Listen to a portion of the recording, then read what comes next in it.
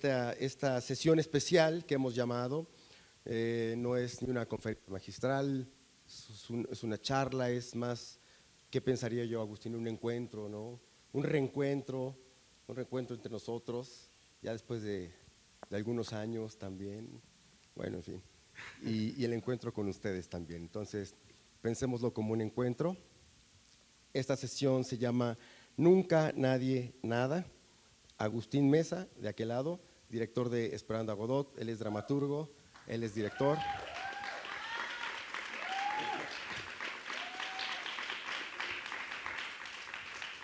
Pues sí, muy reconocido, muy querido. Él dirige El Gueto, él ahorita nos va a contar también parte de todas las vicisitudes de este montaje. Y luego por acá tenemos a Juan Ovalle.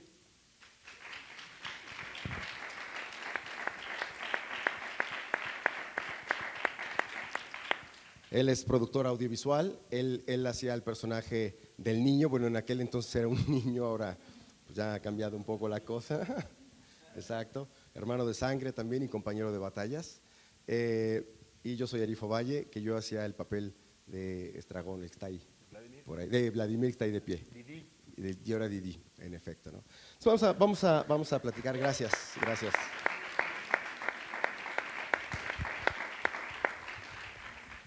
Gracias, pues se trata de una plática, de un encuentro sobre esta obra que fue muy importante para nosotros, que pienso que particularmente, si están de acuerdo conmigo, pues para el Gueto es uno de los proyectos, como tú decías, más entrañables finalmente, un proyecto en el que se volcaron una serie de necesidades expresivas, de intenciones comunicativas, de lazos de amistad, de humanidad, de cariño, de veneración también por el pensamiento del maestro Samuel Beckett. Un montaje que afortunadamente tuvo una gran aceptación y movió a muchas reflexiones, invitó a muchas tomas de postura también al respecto. Entonces, bueno, yo quisiera que empezáramos esta plática, este encuentro. Lo vamos a hacer, vamos a romperle un poco la formalidad al formato. Entonces, va a empezar Agustín hablando de los orígenes. ¿Por qué no nos compartes un poco, ¿no? ¿Cómo se fragua este proyecto, ¿no? Y ahí le vamos entrando. Gracias, Arif. Pues el origen fue un proyecto anterior que se llamó Fe de Ratas.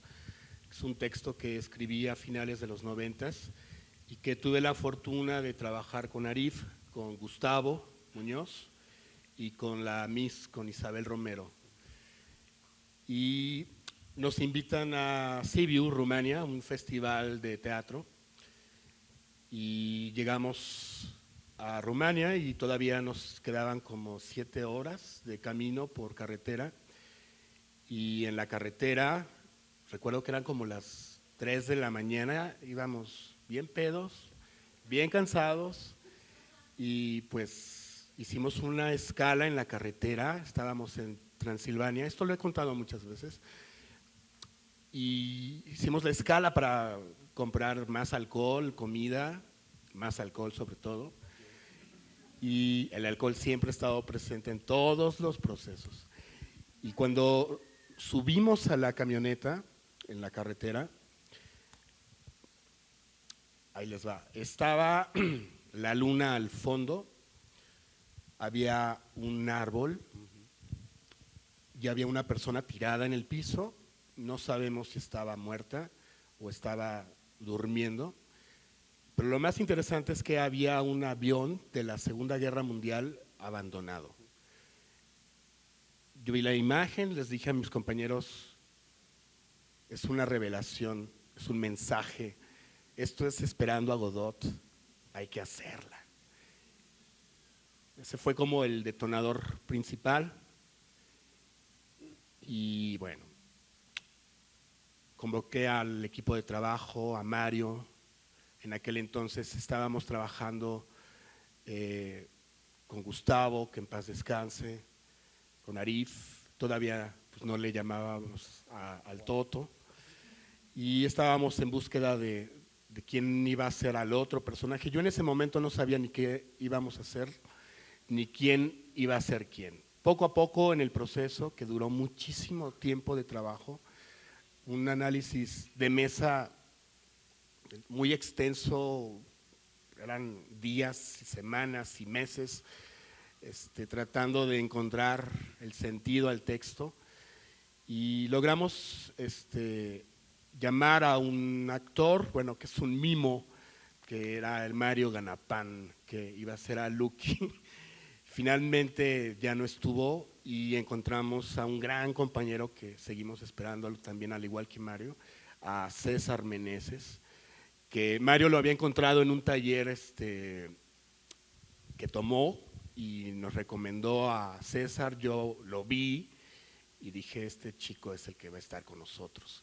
Ya más adelante, pues surgió la idea de invitar a Toto, a Juan Antonio, y bueno, fue un proceso muy largo y estuvimos a punto de estrenar en el 2001, y muy poquito tiempo antes del estreno, Gustavo tuvo un accidente y tuvimos que cancelar todo, y afortunadamente Gustavo la libró, esa primer batalla, y lo esperamos otra vez, como siempre en este proceso de esperas, lo esperamos más de pues como 8 meses. Y la obra, pues realmente hubo 2 versiones, la original, que incluso Gustavo todavía podía hacer cosas físicas más atrevidas. Ahorita les vamos a poner un video donde se ve un calentamiento y vemos el trabajo pesado que tenían los compañeros. Y en la primera versión Gustavo hacía cosas imposibles que solamente Denis Lavant puede hacer, y yo creo que Arif también puede hacer. Y esa versión, me acuerdo que un ensayo general lo vio Luz Emilia Aguilar Sincer y el maestro Ignacio Escárcega, que en ese momento era director. Todavía en esa versión era a la italiana, como en el texto, y ya esta versión de Teatro en Arena, con 4 frentes, surgió a partir de ese mes de espera, a partir del mismo proceso, y porque, lo voy a confesar, yo pedí un patrocinio a Lighting Group para conseguir unas sillas de director de cine. No sé por qué siempre relacioné este proyecto con el cine, y me dicen los de la empresa, pues no te podemos dar una, te podemos dar mínimo, te podemos dar 5 sillas. Y yo dije, no, pero yo nada más quiero una. Pero dije, no, las acepto. Entonces teníamos 5 sillas, y lo que hicimos fue distribuir en cada esquina del espacio una silla, y la 5ª silla yo la usaba para dirigir, y al final le terminé regalando esa silla a Beckett, porque colgábamos la silla en el foro, aquí en El Salvador Novo, donde le estrenamos, y al lugar que fuéramos poníamos esa silla y le poníamos una cajetilla de cigarros Chitans, unos cigarros gitanos que fumaba Beckett. Hubo un día, yo no sé si un técnico me hizo la mala jugada, pero antes se podía fumar en los foros, y yo como ritual me subía a cada función, le ponía la cajetilla a Beckett y me fumaba un Chitan para que nos fuera bien. Pero hubo un día que desapareció un cigarro, y yo pienso que sí se lo fumó conmigo Beckett o un técnico, quién sabe. Me gusta contarlo más, pero sí desapareció y yo estaba así, oh, wow. Y bueno, por ahorita nada más. Yo compartiría, bueno, ya mi memoria es pobre, pero yo me acuerdo mucho cuando llegamos a casa de Agustín, después de que pues ya nos convocó y nos contó un sueño, no sé si tú te acuerdas. Me acuerdo que Agustín nos contó que estaba soñando, y en mitad de la noche se despertó muy, muy agitado, un sueño muy vívido, y, y que estaba soñando que Agustín estaba en la terraza de la escuela, los que son de casa la conocen, hasta el cuarto piso, que da hacia Tlalpan, ¿no? Donde todos se suben a fumar las Ahí sus sustancias cosas. prohibidas. Que estaba ahí y que contemplando el horizonte y que por su izquierda de pronto llega una persona a su lado. Él voltea y ve que es Samuel Beckett. Entonces él piensa, es Samuel Beckett este que está aquí. Y no dice nada, como debe ser con el maestro Samuel Beckett, silencio, maestro solo viendo al horizonte. Y nos dice Agustín, en ese momento Beckett, ¿por qué no?, saca sus alas, extiende sus alas y se lanza a volar y se pierde en el horizonte volando. Ahí me desperté y yo tuve la plena certeza de que yo debía montar Esperando a Godot y por eso los convoqué aquí, claro. ¿Cierto? Sí, un detalle de ese sueño es que no estaba Tlalpan, sino era un bosque y era un atardecer increíble. Y otro detalle es que olía a mi abuelo y venía con un abrigo como los de Benders, de las alas del deseo, y era hermoso cuando extiende sus alas y se arroja como Cassiel, y se va volando. Y despierto, digo, ya fueron muchos, es como la segunda epifanía. Y abrí un closet, me puse a buscar qué había, qué materiales, qué textos tenía de Beckett, y encontré el Godot, lo leí, y la primera acotación es la primera epifanía, la que les conté en Rumanía, que dice dice anochecer, un árbol y Estragón sentado en el piso. Falta el avión, pero cuando investigamos, pues la obra es de la posguerra, de la Segunda Guerra Mundial. Después de esta gran crisis que atraviesa el mundo, Beckett escribe el Godot.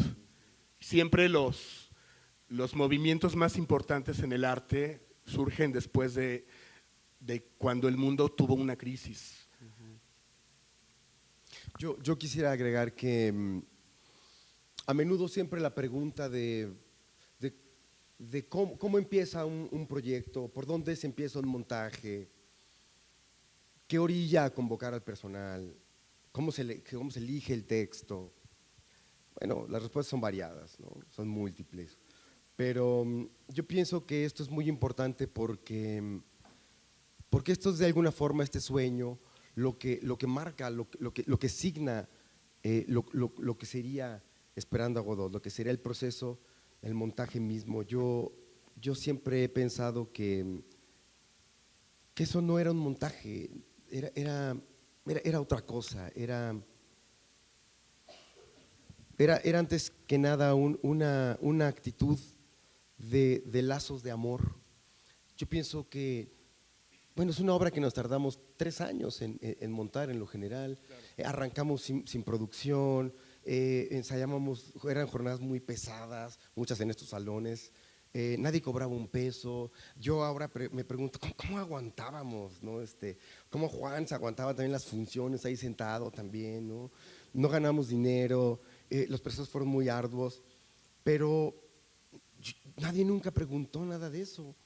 Nadie se preguntó pues, cuándo íbamos a estrenar y cuánto íbamos a ganar y si íbamos a tener beca del FONCA y pues nada, ¿no? Entonces, yo creo que fue esto lo que a todos nos sedujo. Fueron estos sueños, fueron estas poéticas. Fue pensar que ese texto encerraba un misterio, encierra un enigma. Beckett encierra un enigma.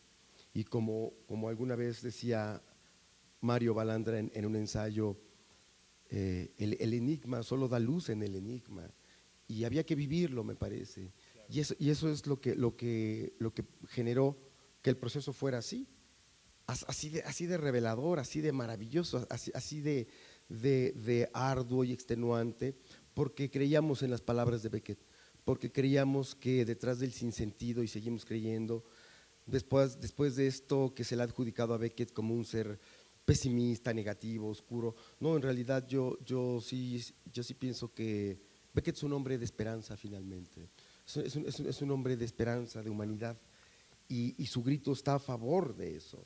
Eso era Esperando a Godot, me parece a mí. Era la oportunidad de vivir un momento intenso de la vida que devendría en un montaje, pero no era el montaje lo que nos importaba. En ese sentido, yo pienso que el arte no se piensa como creación, sino como necesidad. Y eso era Esperando a Godot. Sí, nos enseñó muchísimo. Hay una persona que se llama Albert Schweitzer, que era muy cercano a Beckett, y que él era un samaritano. O sea, hablar de esto, sí, no estamos haciendo teatro, es como volverse a una religión. Tiene que ver mucho con lo espiritual. Entonces, hay gente como Tarkovsky, hay gente como Theo Angelopoulos. Así es Beckett también, es un culto esto. Y durante el proceso tuvimos grandes sesiones, invitamos a gente, yo platiqué con Leticia García para que nos ayudara en el análisis de texto, y estábamos en Coyoacán, en un café, y me dijo: Agustín, te tengo que decir algo muy importante. Dime, Leti. Dice, hay un texto de teatro que ningún sistema de análisis puede con él. No se puede analizar. ¿Y cuál es ese texto? Y me dice, Godot. Dice, no, o sea, ningún análisis que yo manejo puede. ¿Por qué? Pero por esto, porque encierra, es un misticismo hacer esto, es entrar en otras aguas, es como, hay un antes y un después, es como volverte a la secta del gueto o volverte cristiano, pues. Yo nunca me salí del closet, pero sí me volví beckettiano, pues. Ya hay gente que no le entra. Yo quisiera nada más aportar, perdón Juan, nada más, ese es al respecto de lo del texto, que ya después de que arrancamos el proceso y veíamos películas, muchas películas, Tarkovsky, veíamos a Chaplin, veíamos a Wenders, por supuesto,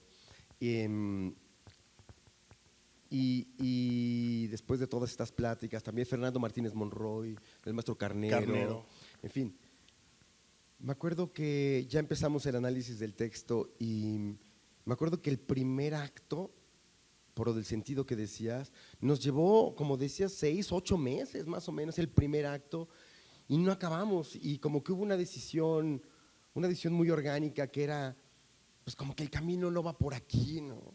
Y es que las posibilidades de interpretación son vastísimas, y nos encontramos con interpretaciones del texto que van desde lo sociológico, desde lo marxista, desde lo filosófico, desde el budismo, desde el cristianismo, evidentemente, y muchas. Vamos a hacer aquí un paréntesis porque llegó Godot, al parecer. Ya llegó Godot. Aquí, llegó.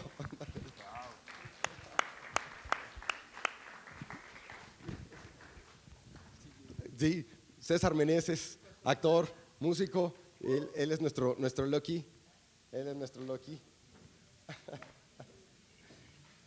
Adelante, siéntate. Estamos aquí en el pleno chisme, maestro.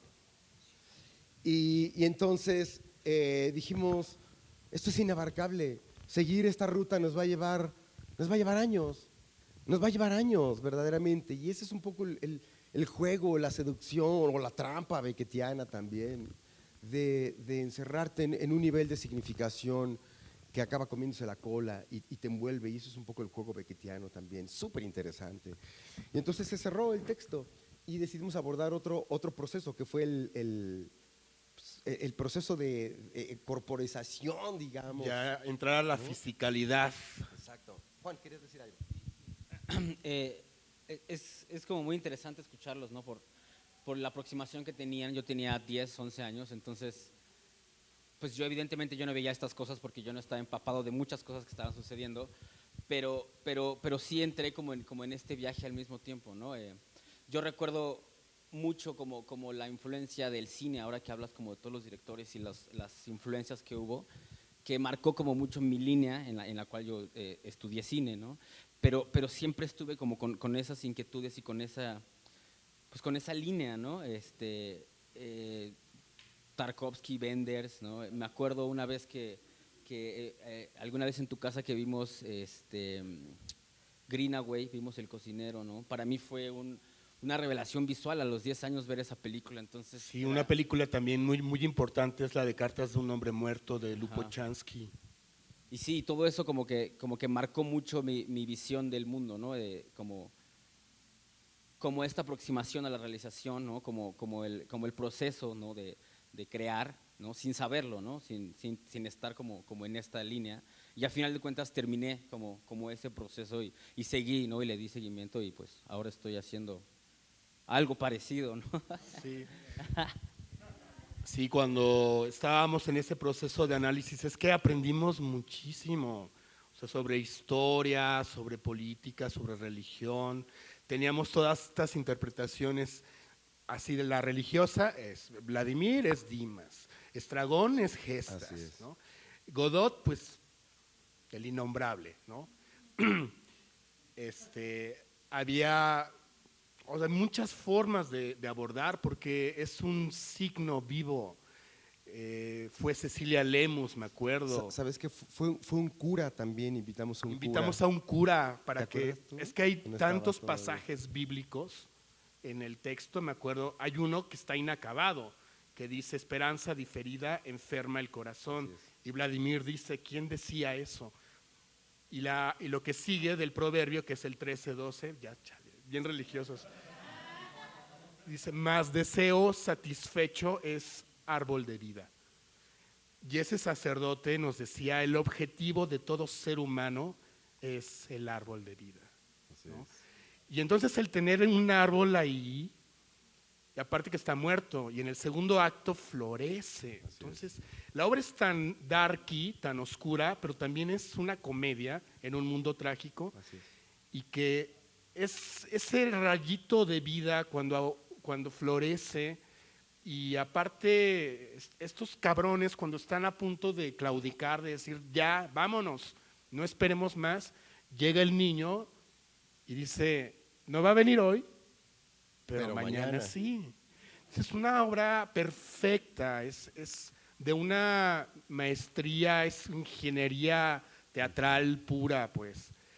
Muy difícil encontrar un texto de esta calaña. Bueno, nada más un paréntesis. Ahí tenemos una mesita con algunos objetos de la obra. Está por ahí un violín, que era el violín que tocaba Gustavo en el segundo acto. Y hay una cajita allá en el extremo izquierdo donde hay un pedacito de madera. Ese es un vestigio del árbol que rescató Agustín. Sí. Hablamos un poquito del origen del proyecto, de cómo Agustín lo fraguó en su cabeza, etcétera. Y empezamos a hablar ahora del proceso, ¿no? ¿Tú quisieras decir algo? Bueno, pues yo estoy sorprendido, ¿no? Porque nos reunimos después de 16 años, fue de teléfono, no nos habíamos visto, y bueno, con tanta gente aquí enfrente. Yo los esperaba en la cafetería. Entonces, sí, fue un proceso de seducción. Digo, Mario Balandra, que no está aquí, me dijo, tú vas a ser Lucky, tienes el perfil. Bueno, pues tengo el perfil y nos venimos entrenamos. Claro. No, César, perdón, se dejó crecer el cabello, se lo pintó, se lo decoloró, o sea, estábamos locos. Bueno, seguimos, ¿no? Se le caía el pelo. Sí, a propósito de la locura, creo que ve que es toda esa cuestión de la locura, la soledad, el vacío, y creo que fue una de las grandes seducciones, como pues gente que de repente estás en el teatro y te dicen hay que hacer esto y lo otro, son espacios de resonancia que dices, pues sí, la soledad existe, la muerte existe, este laberinto, esta locura está ahí. Entonces básicamente fue la seducción para estar 3 años en el proyecto. Y bueno, muere Gustavo, se desintegra la situación. Y bueno, leyendo un poquito a Beckett estos días que me llamaste, pues creo que es un tema de mucha actualidad, ¿no? Ahora, con toda la circunstancia que tenemos de vida, digo, nosotros y ustedes estamos en una situación inédita.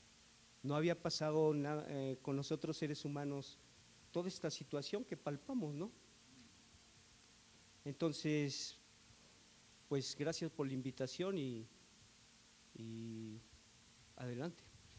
Yo quisiera, me parece importantísimo, me parece obligado, me parece religiosa y moralmente, humanamente obligado abrir un espacio para Gustavo Muñoz, porque Gustavo finalmente se vuelve un elemento capital para el montaje, se vuelve un elemento fundamental, se vuelve un…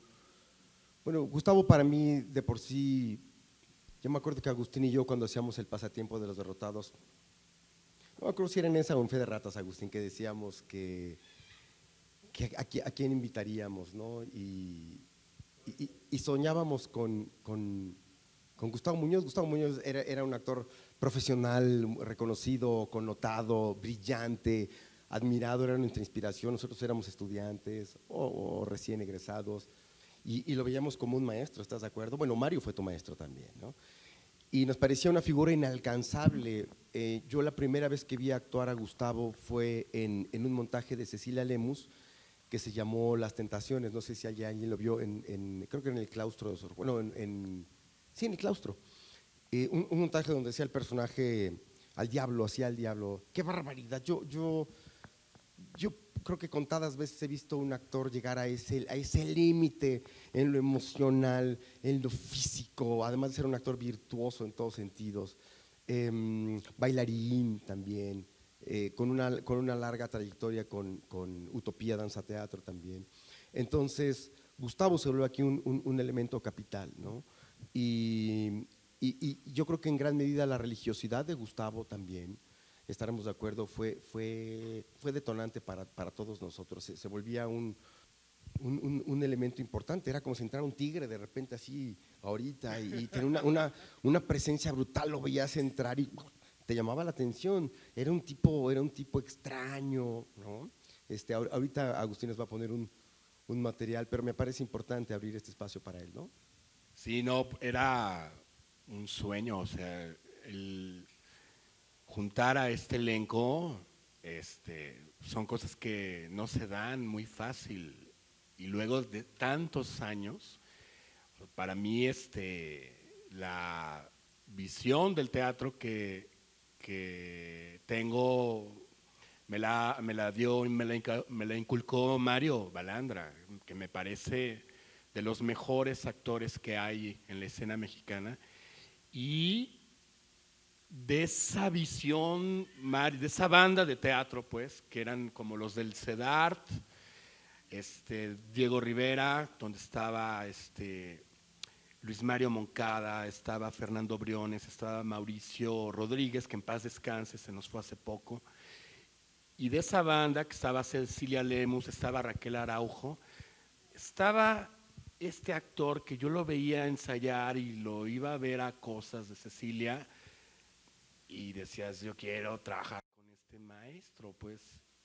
Yo recuerdo cuando me le acerqué, le pedí el teléfono y le pasé el texto y le entró a Fe de Ratas y a partir de ahí empezamos a generar estos Gustavo proyectos. era un tipo de renombre, era el actor así venerado y virtuoso y yo me acuerdo que Agustín lo invitó a esa lectura de Fe de Ratas con pues, dos legos en la materia, principiantes, Isabel Romero con trayectoria y él accedió con un generoso y no puso reparo en nada.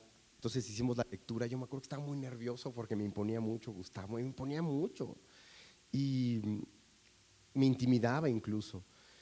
Y ya hicimos la lectura y todos así esperando la respuesta del Gus, a ver qué decía, porque pues quizá podría venir una pregunta de pues cuánto me van a pagar. Me acuerdo que acabamos y dijo, venga, vámonos, venga, esto está muy bueno, el texto me encantó, y bla, bla, bla, se tirando unas líneas, y ahí fue la primera muestra de generosidad de un ser humano espléndido, que por cierto también hay unas fotos ahí, ahorita las ven si quieren, hay unas fotos en la izquierda que fueron las últimas fotos, el último encuentro que tuvimos, no sé si tú lo viste después de la muestra de Morelia, ¿no? ¿Tú, Juan, no? Yo creo que fue la última vez, en esa gira de Morelia nos despedimos, ahí fue la última vez que lo… Hay una, para que conozcan el tamaño de este actor, hubo una crisis, como siempre, en la relación de pareja, al igual que en la relación creativa, y Gustavo dijo, yo ya estoy hasta la madre, no veo que vayamos a estrenar, y empezamos a hablar, y lo que propusimos, no sé si se acuerden, fue, ok, piénsalo, y si sí, nos vemos el próximo ensayo, creo que fue en este salón, Sí, Salón 1, a las 8 de la noche. Si llegas, estás, si no, será claro. ya. Y bien nerviosos, todos así. Nos reunimos abajo y faltaban ya 20 minutos para empezar y Gustavo, nada. Y pues ya nos subimos al salón y estaba el cabrón aquí. Estaba calentando, porque él calentaba como 2 horas. Pero a full, así fueron A full. ensayo, así fueron lectura, él daba la vida, literalmente. Y todavía nos dice, apúrenle, pendejos, vamos a trabajar, cabrones. O sea, nunca se me va a olvidar eso. Y, o sea, yo les aprendí aquí a mis compañeros, pero de ese tamaño era Gustavo y con el trabajo nos demostró, es un guerrero del teatro. Pues. Sí, ¿podremos ver el video que tienes en lo que le buscas? Tú, Juan, César, algo del Gus.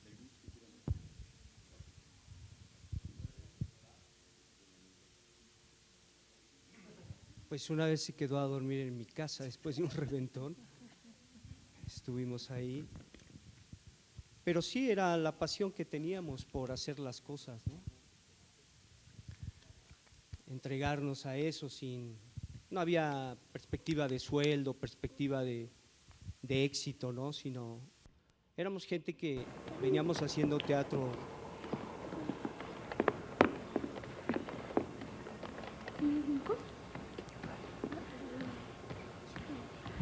Esa fue una dinámica que inventaba.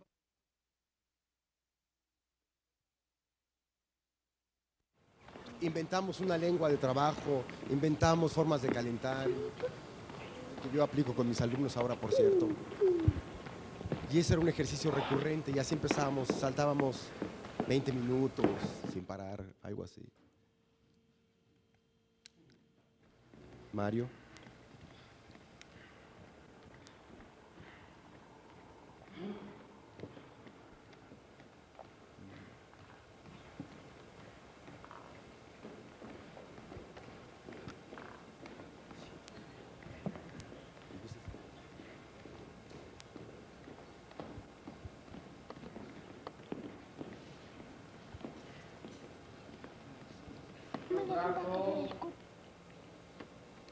Ya nomás.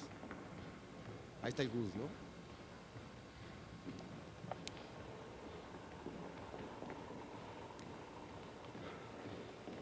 Siempre lo comparábamos su fuerza, su expresividad, su presencia con Cieslak también, ¿te acuerdas?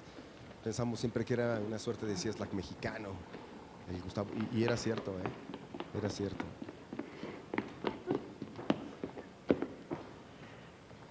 Otra vez voy a salir. Ese es el Jiménez Rueda, ¿no? Ese ensayo, ¿o dónde es? Sí, ¿verdad? Es que cuando ensayábamos Godot, tuvimos una temporada de Fe de Ratas en el Jiménez Ruedas y pues lo utilizábamos para ensayar Godot.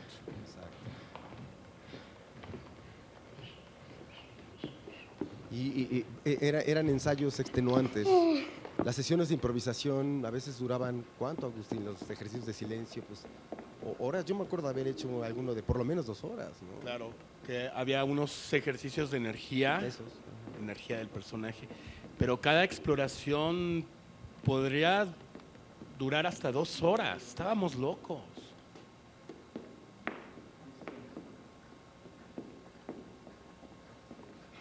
Lo dejamos correr.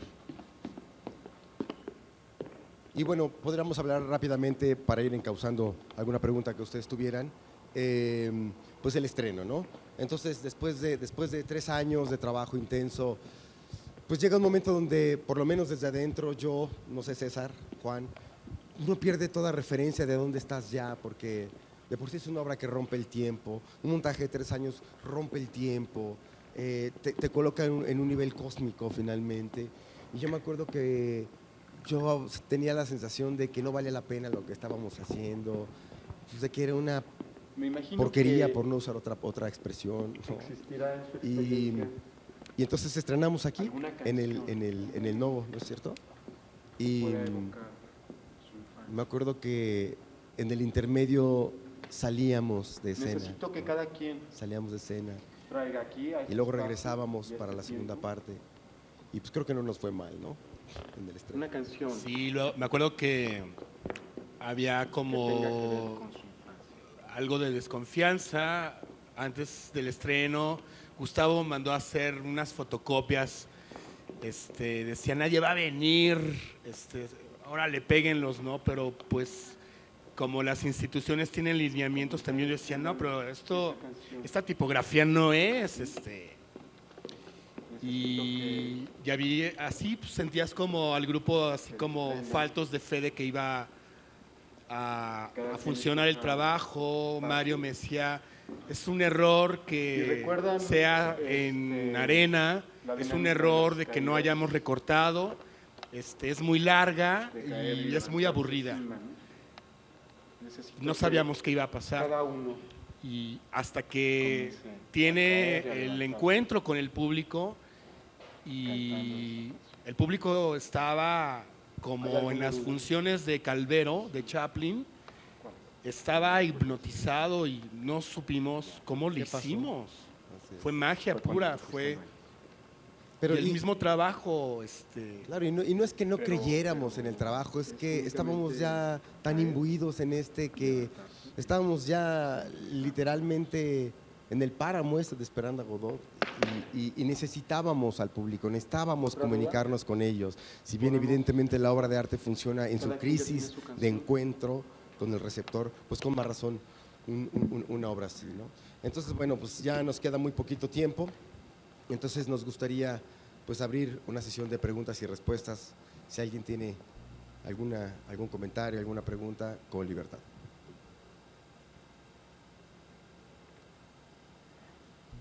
Está todo clarísimo. A ver, ahí me ayudan ustedes, pero mira, Son- en realidad ahorita hacemos la cuenta, pero yo creo que no las suficientes que creo que este montaje tendría que haber dado. Yo pienso que tuvo una vida en general muy corta, una proyección muy corta también. Solo queríamos actuar, no pensábamos ni en conquistar el mundo, ni nada así por el estilo. A ver, ¿cuántas fueron? Fueron 79 funciones. ¿En año y Todas. medio? Sí, pero ¿en qué lapso? ¿2 años? 2 años. 2 años. Giras Toluca, Morelia y ya, ¿no? Y ya, temporada en el Novo, en la Gruta, en el Granero. Ya, ¿no? Sí. Poco en realidad, ¿eh? Poco. ¿Alguien más? Sí.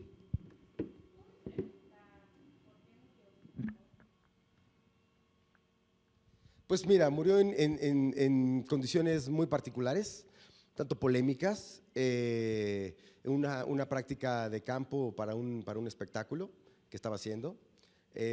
Al parecer, hubo una práctica mal conducida desde el guía de esa actividad y no se tomaron determinadas condiciones que eran importantes como prerequisitos para entrar a esta práctica y evidentemente pues ahí hubo una negligencia en ese sentido y eso es lo que yo tengo entendido, con más detalles, pero creo que eso yo podría compartir.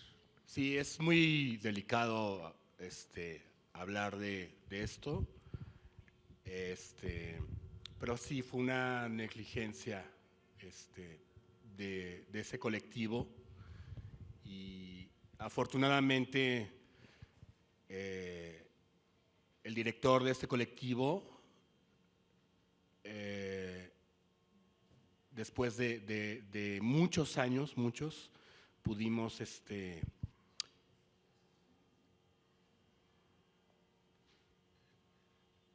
darnos un abrazo y ya dejar las cosas en paz. Así. ¿Alguna otra pregunta? Sí. Más bien para el niño que ya no está. Que ya creció. ¿Cómo llegaste al proyecto? Una. Y la segunda, pues evidentemente este proyecto tan pequeño cambió tu manera de apreciar el mundo, ¿no? Entonces, pues más a detalle, ¿qué ves que sembró en ti que ahora pues, como ¿Cómo entré? No sé, tenía 10 años, la verdad es que no me acuerdo, creo que es más fácil que ustedes me digan cómo entré al proyecto. Sí, yo le dije a Larif, le dije, oye, tu carnal está poca madre. Y había hecho Toto algo con Martina Costa, un examen, lo vi en escena y ahí dije, es este cabrón. Así entré. y no sé, como en realidad, como saber que se murió o que no, es muy difícil porque no tenía una noción, no tenía como no estaba nada vivo para que muriera, más bien creció algo, floreció algo ahí, ¿no? Creo que son como muchos momentos en este proceso, ¿no? Desde la visión, ¿no? Desde cómo se montaba, desde una aproximación mía al teatro de esa manera, ¿no? Al texto. Yo tenía en mi cuarto el libro de Godot, ¿no? Era de las primeras cosas que leía. Y Ahí está, y tiene anotaciones de Juan con su letra de niño. entonces yo me acuerdo que era entrar en un mundo, ¿no? Entrar en un mundo del creador, ¿no? Yo después de mucho tiempo lo entendí así. De dar vueltas y vueltas y buscar aproximaciones y buscar jugar, ¿no? Mucho y con esos juegos ver los resultados y dar vueltas y dar vueltas. Entonces, en realidad yo nunca entendí lo que estaba pasando como en un proceso creativo, pero marcó como una visión como una aproximación hacia el arte, ¿no? En general, ¿no? Ver una película, ¿no? Los rituales que teníamos, el incienso en el teatro, la música, ¿no? La libertad que había, ¿no? En ese momento de sentir una energía que fluía mientras ensayábamos y mientras calentábamos antes de, ¿no? Y las interacciones. Entonces, yo realmente no entendía mucho de lo que sucedía como en un proceso técnico, pero marcó mi vida, marcó cómo se debe hacer las cosas, ¿no? Cómo se trabaja un proyecto, cómo hay que agarrar a las cosas, ¿no? No sé. Y después de eso, pues ya desarrollé como ese sentido, ¿no? Y ya le di cauce y le di técnica y le di como muchas cosas, pero fue un chingadazo de realidad, ¿no? De no realidad, más bien esta es otra cosa, ¿no? Esto no es la realidad, esto es magia. Y así se juega la magia, ¿no? Y ahí entré. A mí me sorprende mucho ahorita escuchar que hayan dado tan pocas funciones en 2 años, porque pues yo pude ver el montaje aquí en su estreno en el 2002 y de verdad que fue un parteaguas para mi generación y para muchas cercanas. O sea, no hablábamos de otra cosa durante mucho tiempo. Todos lo venimos a ver muchas veces y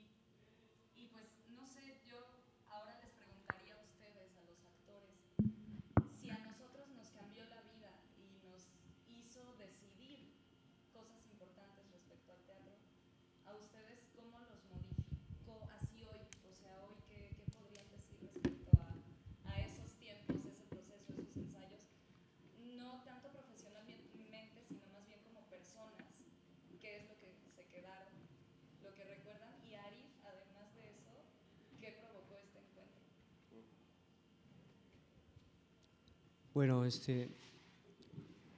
una vez que muere Gustavo, yo me alejé del teatro absolutamente. Me quedé reflexionando un poco que si me hubiera pasado a mí, si yo hubiera muerto, hubiera tenido que abandonar la guitarra, el saxofón, los escenarios y todo eso, y me arrojé a eso, me arrojé a la experiencia de decir, bueno, se acabó y hasta ahorita no he hecho nada de teatro desde hace 16 años. Y bueno, eso ha sido un viaje intenso hasta el momento. El asunto del morir en vida. Me dediqué, yo soy maestro de preescolar para niños chiquitos, pero sí fue el arrojo de decir, a ver qué pasa si se acaba el teatro, si se acaba el talento, si se acaba toda esta vida 15 años de hacer teatro. Entonces me arrojé a eso y bueno, en ello hay una cosa vasta, hay una cosa que en este momento me mantiene muy interesado con la pregunta viva, si uno puede morir en vida. Es como dice el Tao, ¿puede uno abrazar la muerte sin perecer? Y es lo que hasta este momento que me reúno estoy, no he perecido, pero sí le he abrazado.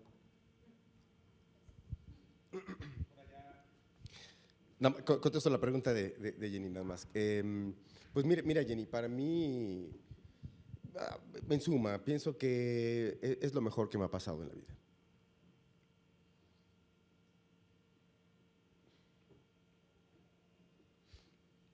Para mí es lo mejor que me ha pasado. Creo que, bueno, Godot marca algo que nunca volveré a hacer. Yo pienso que mi obra maestra está ahí, se acabó, ahí está. Nunca haré nada más. Pienso que lo que pude haber dado como actor, ahí está. Cuando me preguntan mis maestros, yo menciono a tres. Yo menciono a mi maestro, nuestro maestro Bruno, yo menciono a Mario y menciono a Gustavo, porque con ellos aprendí realmente a actuar. Entonces, ¿qué me dio Godot? Me dio identidad, me dio una forma de trabajar en grupo, de pensar que el teatro es un elemento vivo, humano antes que otra cosa, y que hay que ir por ello, y que el teatro respira, y que en el teatro uno puede generar su hábitat verdaderamente, generar su lengua de trabajo, tener la familia que posiblemente no tuvo, encontrar una posibilidad de Dios, de verdad, darle sentido a una actividad que a veces pareciera árida a veces, ¿no? Me dio eso, me dio finalmente mi identidad, ¿no? Me consolidó mis incipientes ideas del teatro experimental incluso que yo tenía, ¿no? Y concretamente la segunda pregunta de este encuentro, pues es conmovedor, estoy vibrante porque pues no nos habíamos visto en tantos años, 16 años. Bueno, Juan, nos vemos seguido, pero bueno, encontrarnos en este contexto es otra cosa. Con Agustín tuvimos algunos viajes a ida y vuelta en el Inter, y desde estos días estamos en comunicación. Pues Agustín ha sido un hermano para mí. Agustín lo voy a amar toda la vida. Con Agustín encontré esto, ¿no? Que es la razón de por qué estamos en el teatro y por qué amamos el teatro y pensamos que vale la pena hacerlo. Vale la pena por esto. Entonces, pues reencontrarme con ellos. El otro Godot no llegó, pero bueno, pues también está acá con nosotros, ¿no? Y luego hay una pregunta por allá, creo que por ahí va a ser la última, porque hay que ir cerrando.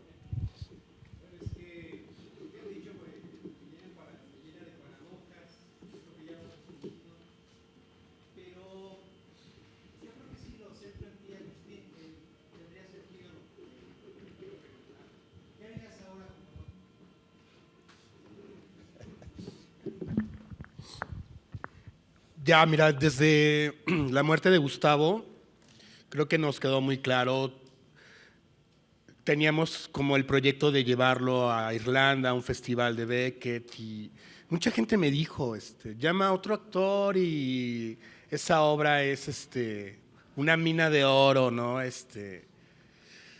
Y yo creo que por respeto, por ética, decidimos ya cerrar el caso, pues ya todo lo que hicimos ya fue, y fue muy entrañable y muy hermoso, pues, y nunca vamos a volver a hacer un proyecto así. Podemos levantar otros más, pues,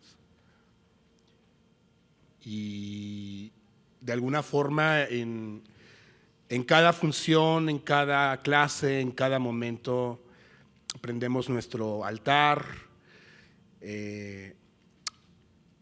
y está con nosotros a fin de cuentas, pero no hay una idea de volverlo a hacer, y que sería un hitazo, pero no nos interesa la taquilla, no nos interesa el éxito, sino lo que nos interesa fue esa experiencia, fue el hacerlo.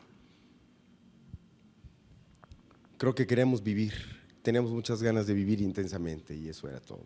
Bueno, vamos a cerrar aquí. La plática es larga, hay tantas anécdotas que contar, pero bueno, hay que dar paso a nuestra siguiente actividad. Agustín, muchísimas gracias. No, Un gusto hombre, muchas reencontrarte acá. gracias por hacer esto.